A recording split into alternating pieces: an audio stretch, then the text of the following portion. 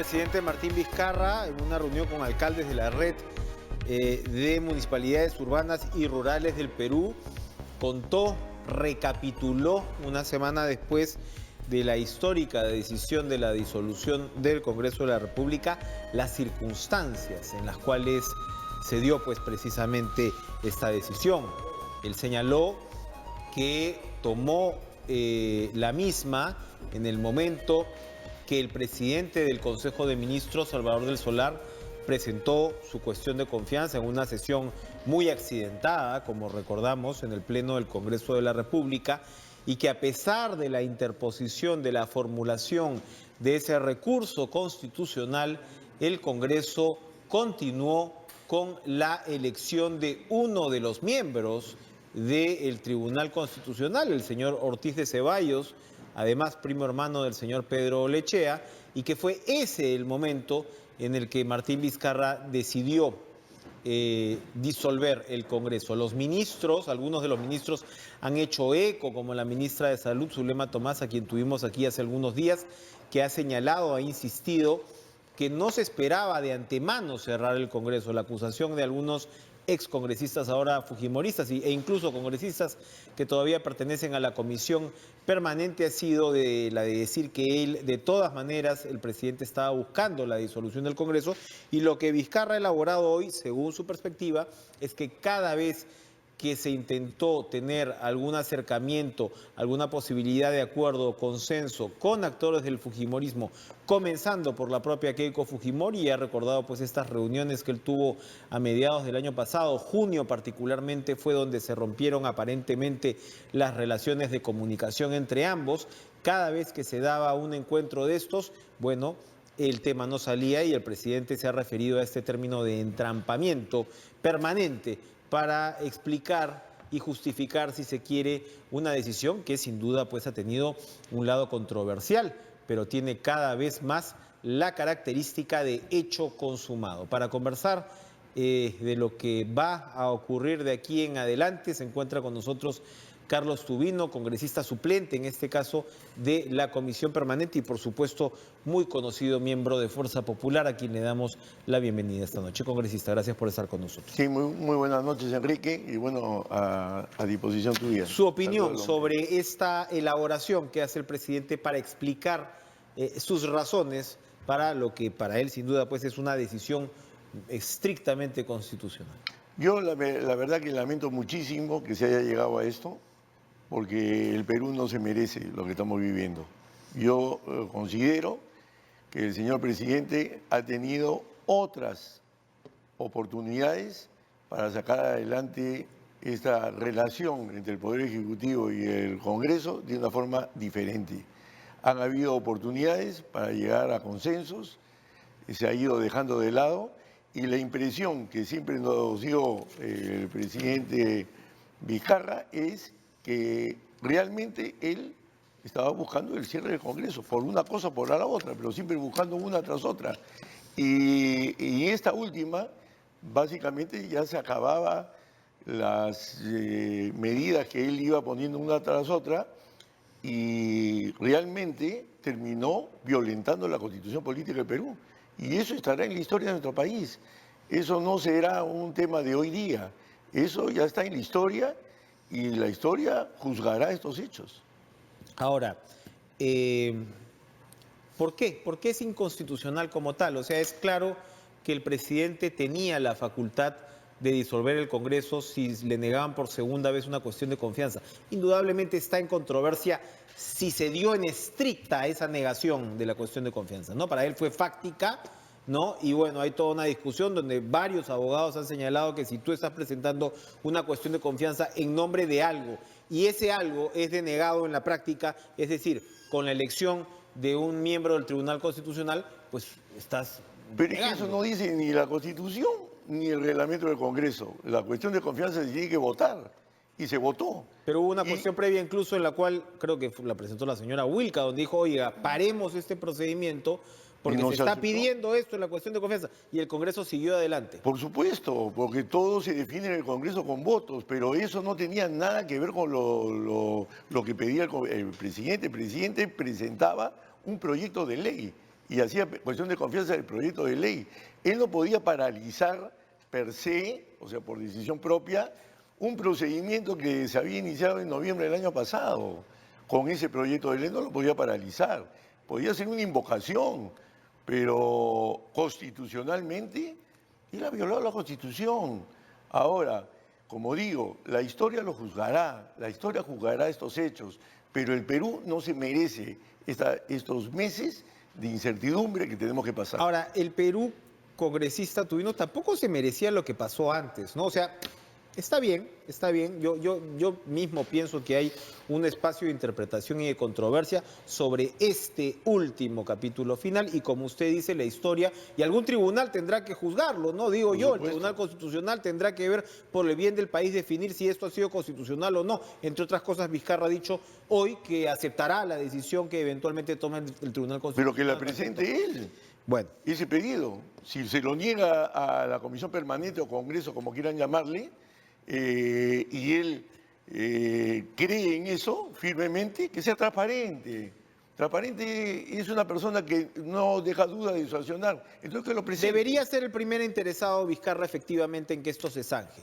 Pero lo que yo le quería comentar es, sí, lamentable para el país esta disolución del Congreso, pero lamentable también lo que ocurrió antes, ¿no? Cuando algunos miembros de su bancada nos dicen, oiga, pero les dimos todo al Ejecutivo, es como si hubiera sido pues una relación, no vamos a decir armoniosa para no ser irónicos, ¿no? Pero que había sido una relación que estaba dentro de los cánones democráticos entre un Congreso y un Ejecutivo.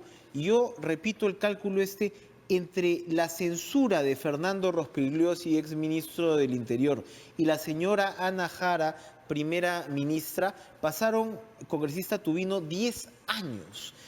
Y a los 4 meses que entró este todavía periodo gubernamental, ya habían censurado al señor Saavedra. Unos meses después censuraron, en nombre de la censura de la señora Martes, al gabinete de Fernando Zavala. El propio Vizcarra renunció antes de ser censurado.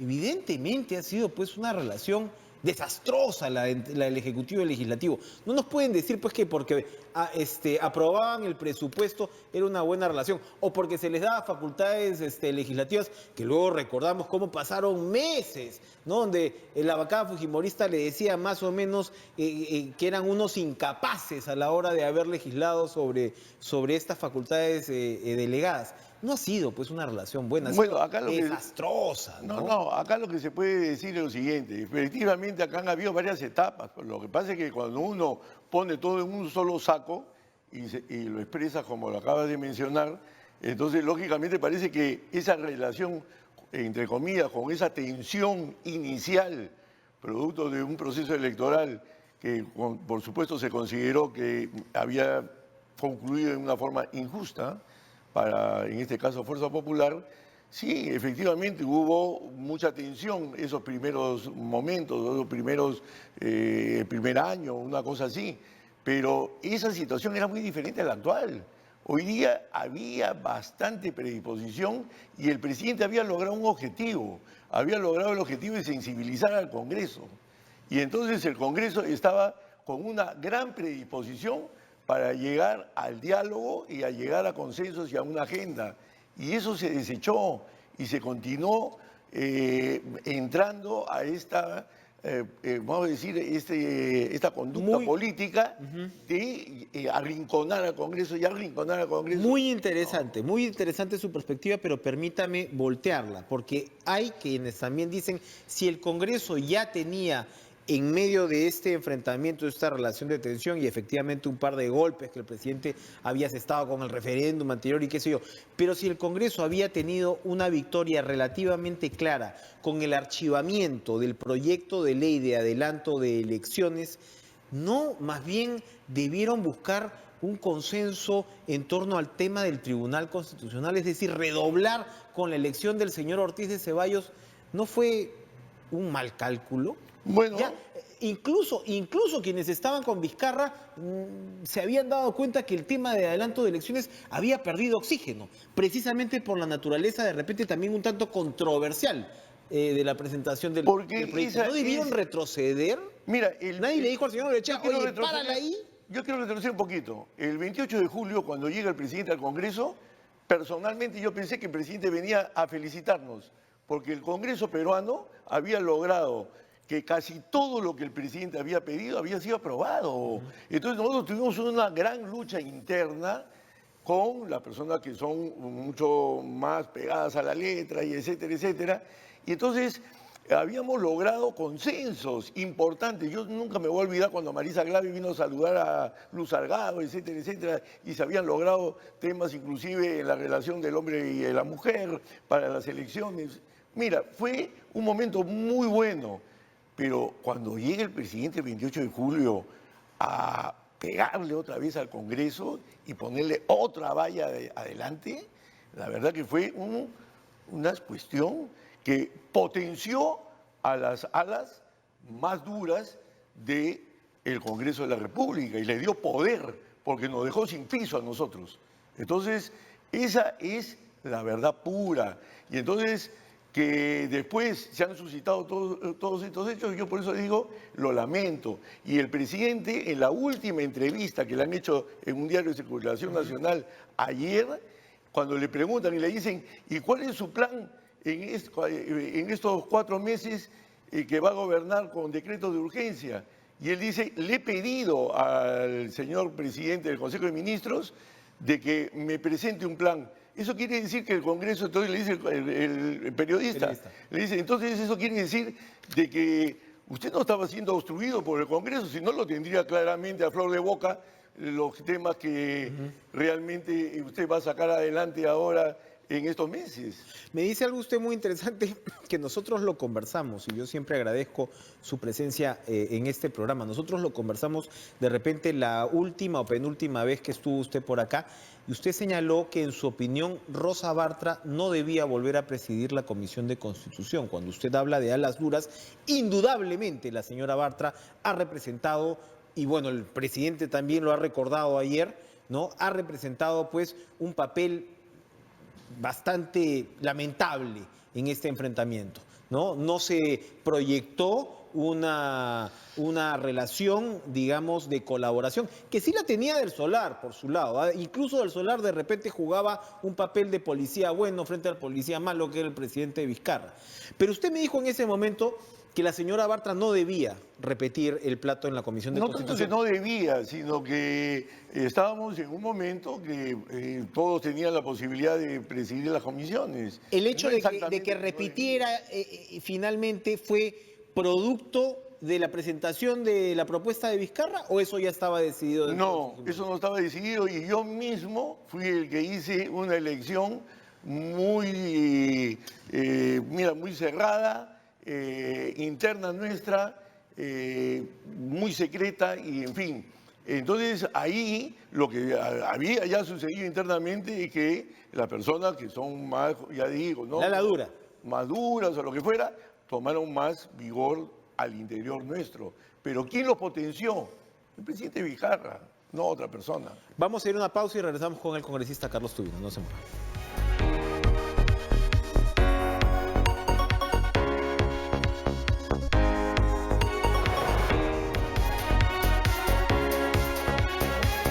De conversar del pasado inmediato con el congresista Tubino, vámonos al futuro inmediato, realmente inmediato, porque hay elecciones parlamentarias en enero para un Congreso que va a durar pues apenas algo más de un año, pero al mismo tiempo los partidos están obligados a presentar listas según la nueva legislación electoral, porque si no pierden su inscripción. Tienen que conseguir por lo menos el 5%. Entonces vamos a pasar a una suerte de campaña permanente, ¿no? Si vamos ligando las elecciones que se nos vienen encima.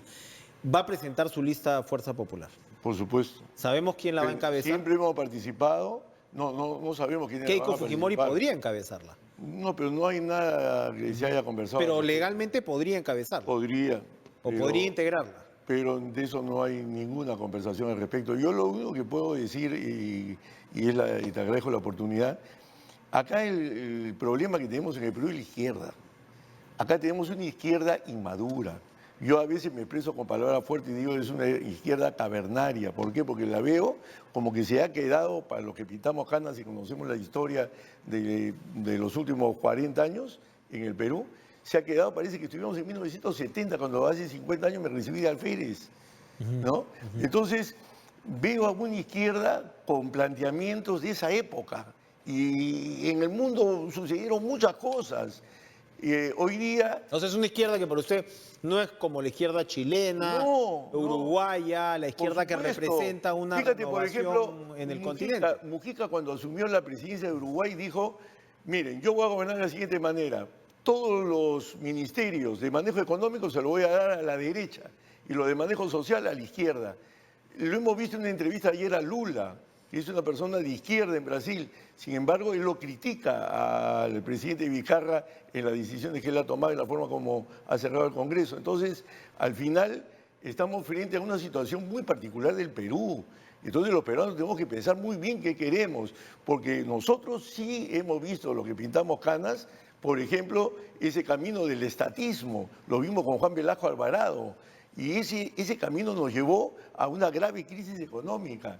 Lo vemos al chavismo en Venezuela, una grave crisis económica lamentable para el país más rico de Sudamérica. Entonces, querer transitar por ese camino, la verdad que ¿sabes qué cosa? Me parece increíble. Bueno, ahí ustedes tienen una plataforma pues para ponerse en contraposición, pero yo le volteo también la pregunta y le digo, entonces, ¿qué le va a ofrecer el fujimorismo al Perú después de estos años? Después de lo que nos han mostrado en el Congreso, hay pros, hay contras, hay opiniones, percepciones, pero al final tienes una opinión ciudadana del 90% que no quiere saber con el Congreso y el Congreso ha tenido signo fujimorista en estos lados, número uno. Y número dos, usted se refiere efectivamente a los pasivos de esta izquierda que de repente no se ha renovado y demás, y que les cuesta incluso tomar distancia de una dictadura como la chavista, ¿no? Pero al mismo tiempo hay quienes señalan que qué ha pasado con el fujimorismo, que además de todo ahora es ultra, archi, hiper conservador. No, ¿Qué le van a tampoco decir es así. al electorado? Tenían a la señora Arimborgo de presidenta de la pero yo lo Comisión que te puedo decir, de Educación. Pero yo lo que te puedo decir es lo siguiente, fíjate bien, nosotros no somos ningunos ultra radicales de derecha, somos un partido de centro popular, somos un partido político que ha dado muestras cuando ha tenido el poder a través, en este caso, de Alberto Fujimori, de que pones las cosas que preocupan a los peruanos, seguridad ciudadana, los temas de salud, Pero tuvieron el educación. poder ahorita también prácticamente. No lo tuvimos, porque en el Congreso no se gobierna. Pero por otro lado... No, Keiko Fujimori dijo que iba a gobernar el Congreso, ¿no? Ahí vemos cómo terminó la pero cosa. muy rápido, decirte lo siguiente. Acá lo que sucede es que ha habido una campaña muy fuerte contra el Congreso. Yo quisiera, por ejemplo, a los muchachos que nos ven, decirles lo siguiente. A ver, tú imagínate que en tu universidad, hoy día, por ejemplo, están 40 aulas dando clases y hay una que no van a dar clases. Entonces, yo enfoco ese tema y digo, en esta universidad hay profesores que no vienen a clases. Al día siguiente hay otros trompeándose por ahí, entonces todo el mundo estudiando, dos trompeándose, hablo de lo que se trompea. Entonces al final creo una imagen distorsionada. Y otro tema adicional, todos los congresos del mundo y todos los parlamentarios del mundo tienen un problema, porque sus logros son abstractos, sus logros no son concretos. Yo no puedo decirle a mis electores que la verdad que les agradezco muchísimo, porque eso lo llevo en mi corazón de agradecimiento a la región Ucayali, porque fui su jefe político militar y ante la historia, ante mi familia, etcétera, etcétera, ha quedado claro que siempre respetamos los derechos de todos los ucayalinos cuando me tocó ejercer ese mando. Y he sido humildemente el único jefe político militar que volvió a la región donde desempeñó su función a ponerle la cara al pueblo. Entonces, a mí me jugó con benevolencia, pero sí decir lo siguiente. Yo creo que acá lo que tenemos que hacer es mirar hacia el futuro, hacia un futuro democrático y que lamento todo lo que estamos viviendo porque el Perú no tenía por qué pasar por un capítulo medio oscuro de oscurantismo justamente de la democracia. Es para lamentar. En esa página que usted quisiera voltear, ¿tendría que estar incluida la señora Arimborgo, el señor Mamani, el señor Becerril, el señor Dipas, la señora Yesenia Ponce, que llegó con el fujimorismo, la señora Beteta? ¿Hay más que una autocrítica que hacer con respecto a lo que fue el filtro de Fuerza Popular? ¿Se ha llevado a cabo esta discusión?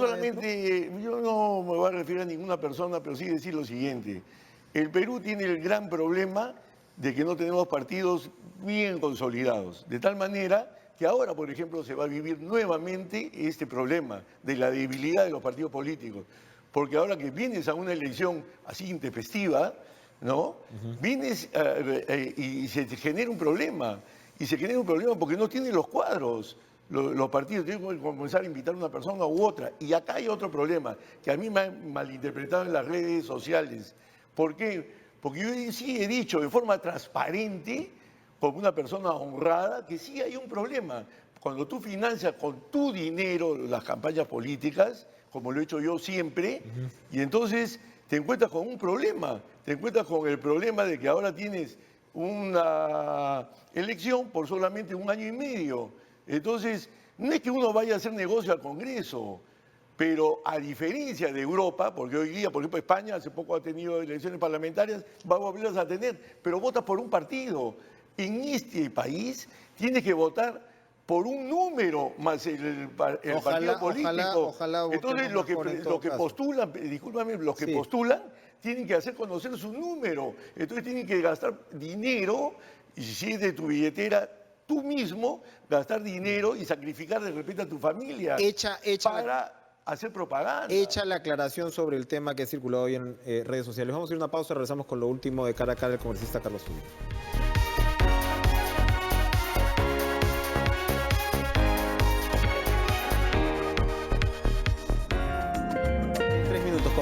Rápidamente, se difundió otro chat donde se pide a los trabajadores del Congreso asistir a esta marcha de hoy. Bueno, la marcha no ha sido, digamos, muy nutrida, en fin. ¿Se va a seguir en este mecanismo de manifestarse en las calles contra la disolución del Congreso o este sapo ya se tragó? No se ha tragado ese sapo. O sea, esto puede continuar, por supuesto, porque lo que ha habido ahora es una convocatoria en una hora que tampoco era para hacer una marcha, que era a las 11 de la mañana en el parque universitario, pero no para otra cosa. Entonces, lo que sí, hay un sector democrático indignado con las... ¿Y se va a presentar un recurso por parte de la Comisión Permanente ante el Tribunal Constitucional de todas maneras? Mira, yo espero que sí, porque eso se votó en la Comisión Permanente. Ahora hay quienes quieren invalidar que eso no puede hacerlo la Comisión Permanente, entonces que lo haga el gobierno. Si somos transparentes, que dirima pues el Tribunal Constitucional. Y ojo que es un tema que demostraría que por lo menos hay una entidad que le corresponde ver estos casos. Ya han dicho que el señor Ortiz de Ceballos no puede entrar al Tribunal Constitucional. Yo la verdad que veo que en el caso del señor Ortiz de Ceballos, que he escuchado que dicen que desencadenó toda esta situación, me parecería una exageración haber desencadenado todo esto cuando se pretendía nombrar a 6 personas, que el que lo propuso Ortiz de Ceballos fue Víctor Andrés García Belaúnde, que Acción Popular era la que tenía la llave en este tema. Porque tenían los votos. Tenía 5 votos. Y eso, con esos 5 votos ellos hacían si alguien podía llegar a 87 o no. Y cuando se puso el segundo candidato, ya no llegó, entonces se paralizó. Entonces se nombró una sola persona. Una sola persona no había hecho la gran transformación. Pero suficiente para cambiar el balance de repente, ¿no? Pues claro, pero no es la gran transformación del Tribunal Constitucional para que se tome una decisión de la categoría que se ha tomado. Muy bien. Yo la verdad que no estoy de acuerdo con el presidente. Para terminar en el minuto que nos queda en un tono ligero, ¿usted se ha tomado a bien todas las circunstancias de los últimos días o no? Mira, yo siempre le he encontrado a usted un sentido del humor que de repente, o no sé si un sentido del humor, una correa que de repente sí, a primera vista no se ve, ¿no? Porque con este tema del cono hasta GIFs salieron y... Han pasado 500.000 memes, pero yo sí te voy a decir algo, que también es cierto. Sí estuvo en peligro nuestra vida, no solamente la mía, de los periodistas. ¿Sintió que estaba amenazado en ese momento? Porque hubo un momento que hubo gente gritando, mátenlos, para mí era el policía. Entonces el policía tuvo que llamar delante mío, me dijo, voy a llamar una llamada de emergencia, llamó y aparecieron 6 caballos. Y yo la verdad me quito el sombrero y le agradezco a ese personal, porque ellos sí actuaron en directa protección de nosotros y los periodistas. Porque metieron los caballos y la verdad que ellos actuaron muy bien y enmendaron una actitud muy intransigente de los policías que estaban en las barreras. Muy bien. Carlos Tubino, siempre hemos podido conversar Sí, muchas con gracias. usted. Muchas Te gracias agradezco. por acompañarnos esta noche. Ojalá, por el bien del país, pues la situación constitucional se vaya decantando y finalmente lleguemos a un bicentenario con una democracia fortalecida. Gracias a ustedes por acompañarnos esta noche. Sigan con la programación de TV Perú.